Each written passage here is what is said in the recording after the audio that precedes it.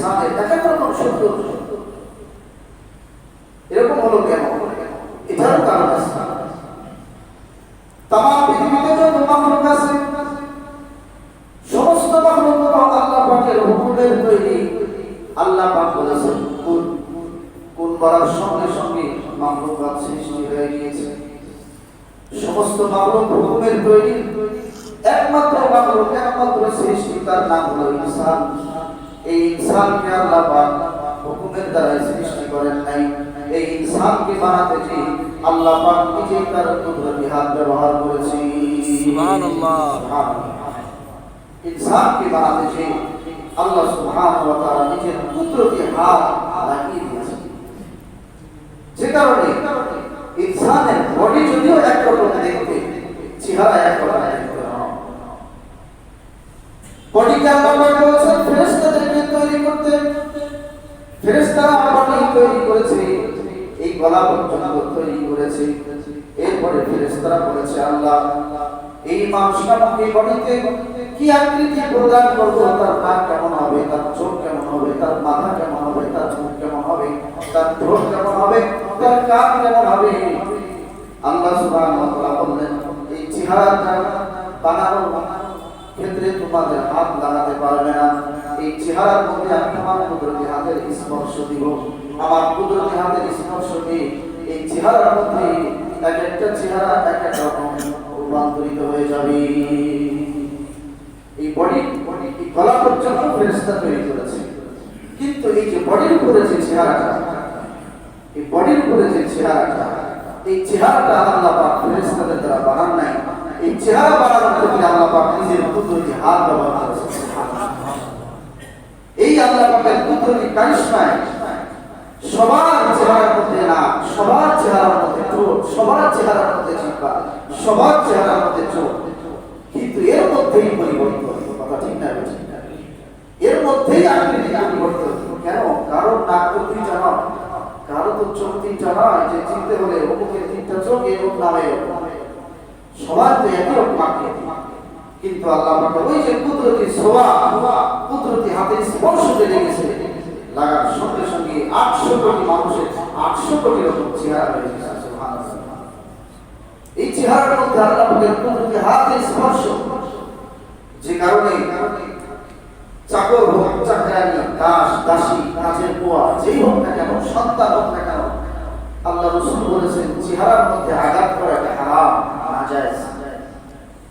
মানুষের দেহের মধ্যে আঘাত করতে পারবে, কিন্তু কারো চেহারার মধ্যে যদি কেউ আঘাত করে নাজায়েজ হবে, এটা গুনাহ হবে। হোক আপনার সন্তান, চেহারার মধ্যে আঘাত করা জায়েজ নাই, কারণ এই চেহারার মধ্যে আল্লাহর কুদরতি হাত ব্যবহার হয়েছে, এর একটা সম্মান আছে। এটা একটা কারণ। আরেকটা কারণ হলো এই চেহারার মধ্যে বড় বড় 3জন আলেম বসবাস করছে।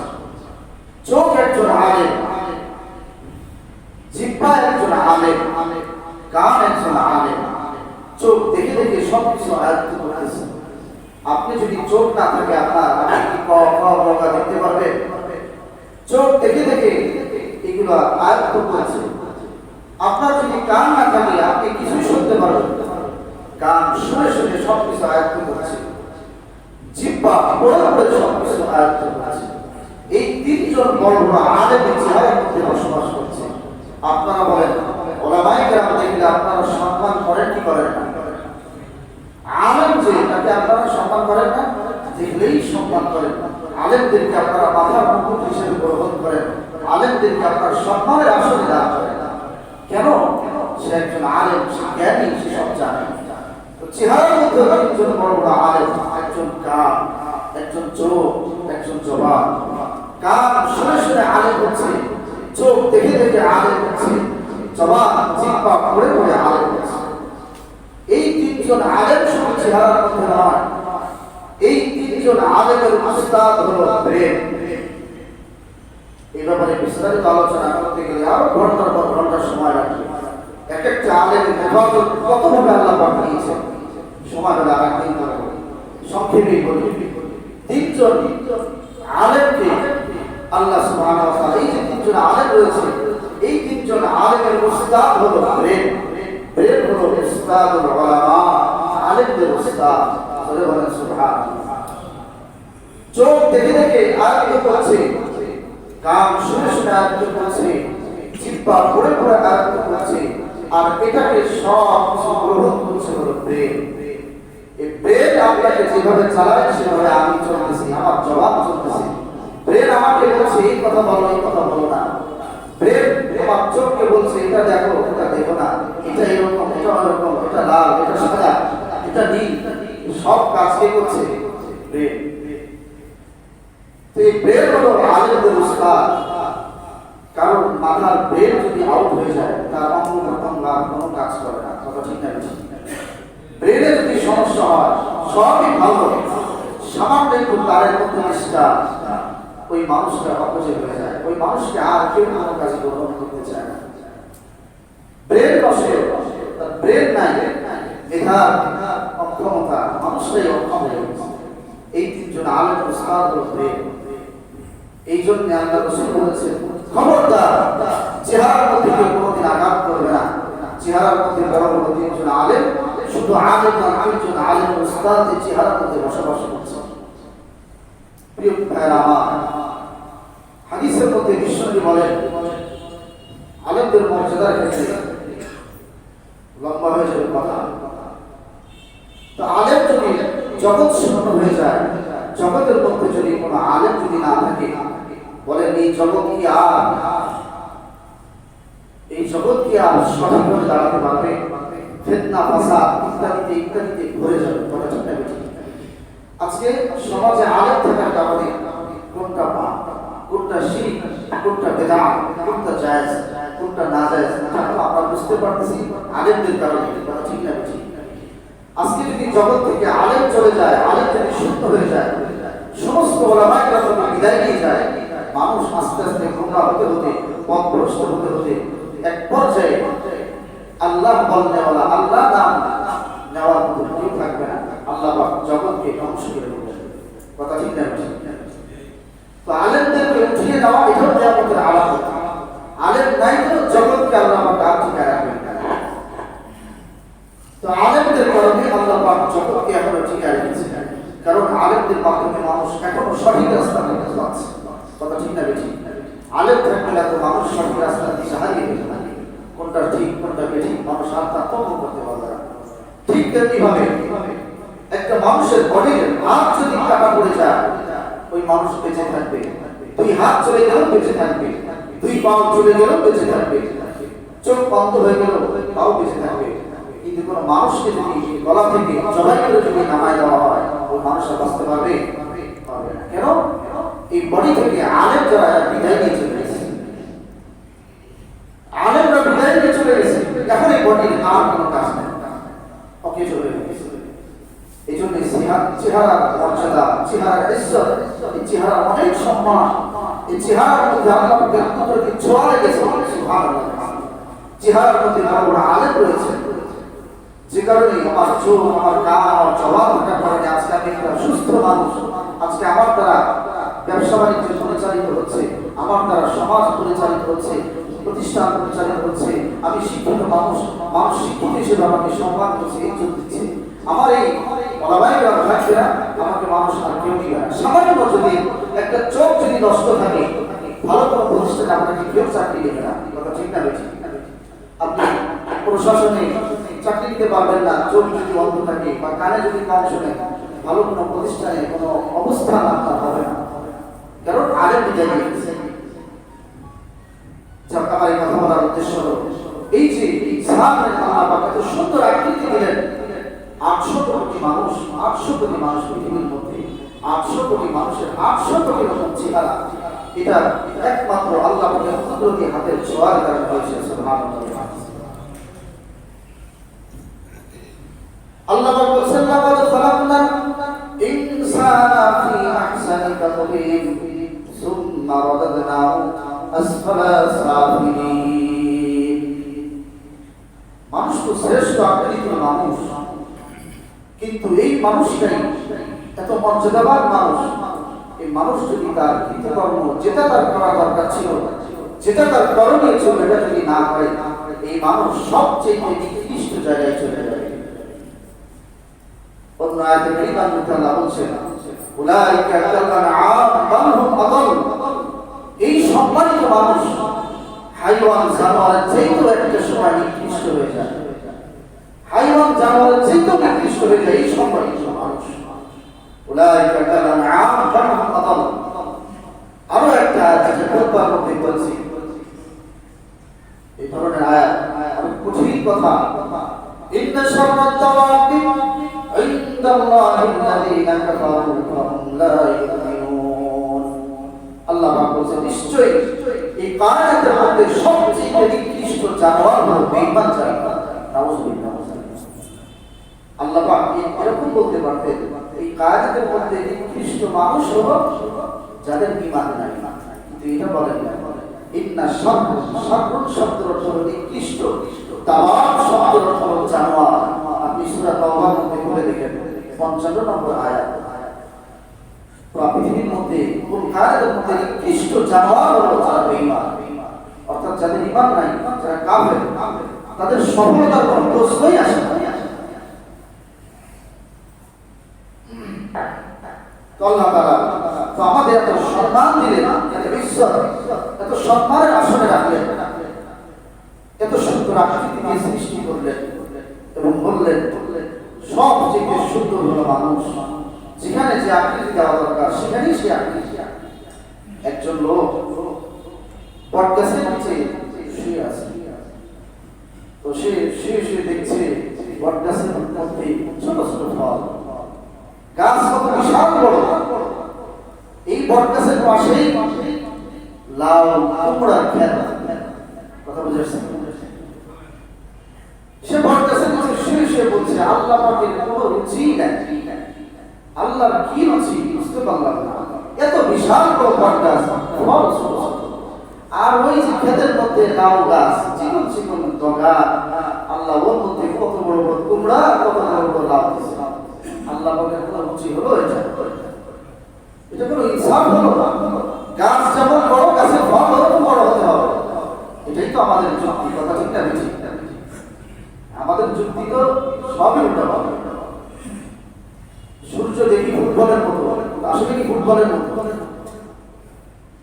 9,30,00,000 মাইল দূরে পৃথিবী থেকে 13 লক্ষ গুণ বড় সূর্য, আর আমার দেখা ফুটবলের মতো। কারটা সঠিক? বিজ্ঞানী দেখুন।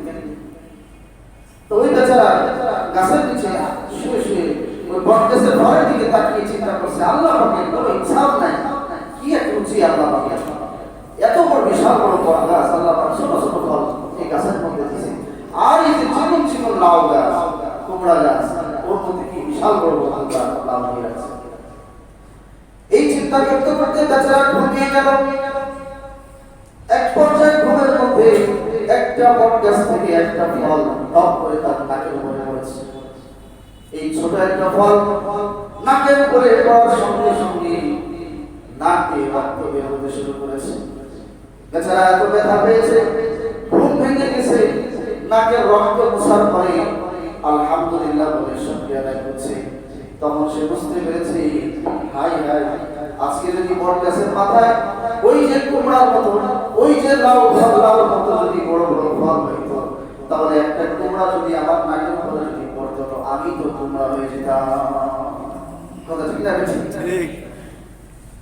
তখন তার ইনসাফ যে আল্লাহ পাক আসলে যা করেন এটা ভালোর জন্য করেন, এটা তখন তার বুঝে আসে।